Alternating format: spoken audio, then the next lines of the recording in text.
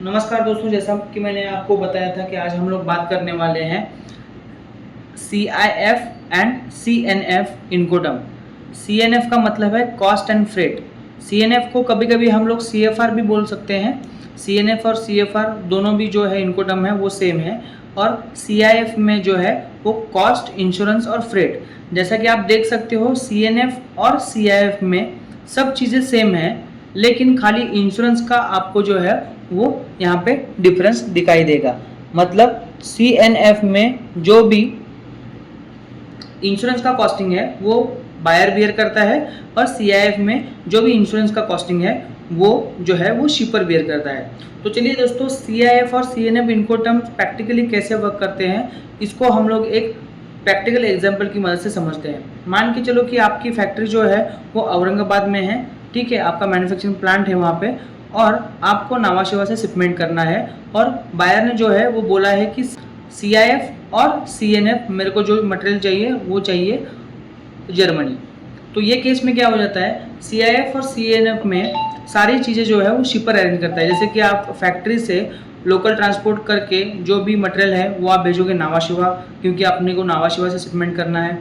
उसके बाद जो कस्टम क्लियरेंस की जो भी चार्जेस आएंगे या फिर कस्टम क्लियरेंस जो करना है वो आपको करना पड़ेगा आपके एंड से। उसके बाद अगर CIF इनकोटर्म आपने डिसाइड किया है तो आपको मरीन इंश्योरेंस लेना पड़ेगा, तो वो भी कॉस्ट आपको शिपर को ही बेयर करना पड़ता है। अगर CNF आपने बताया है तो मरीन इंश्योरेंस आपको लेने की ज़रूरत नहीं है, वो बायर की रिस्पॉन्सिबिलिटी होती है। और उसके बाद जो भी शिपिंग लाइन के लोकल चार्जेस है या फिर फ्रेट है, वो सारी चीज़ें जो है वो आपको ही बेयर करनी है। इसका मतलब ये इनकोटर्म में फैक्ट्री से लेके local transport, custom clearance charges, marine insurance, freight और शिपिंग लाइन के जो भी चार्जेस आएंगे वो सारे चार्जेस है वो आपको मतलब शिपर को ही बेयर करने हैं।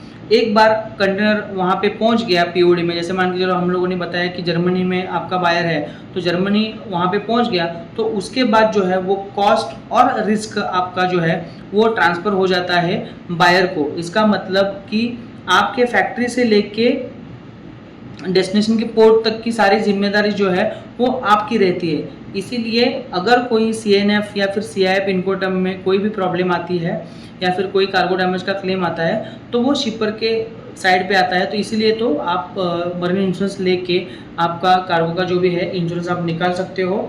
अगर मरीन इंश्योरेंस के ऊपर आपको डिटेल वीडियो चाहिए तो मेरे डिस्क्रिप्शन बॉक्स में उसका लिंक है, आप जाके वहाँ पे देख सकते हो।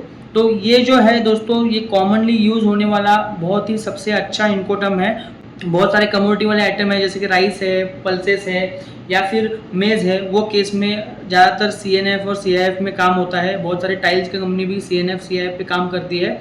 तो इसमें एक रिस्क क्या होता है कि जैसे कि अगर फ्रेट बढ़ गया अचानक से, मान के चलो आपने $500 पकड़ के एक्सपोर्ट का कॉस्टिंग किया है और कल को जाके कुछ वॉर चालू हो जाएगा, कुछ प्रॉब्लम्स आएगी, उसकी वजह से अगर फ्रेट बढ़ जाता है तो वहाँ पे आपका कॉस्टिंग पूरा बिगड़ जाता है।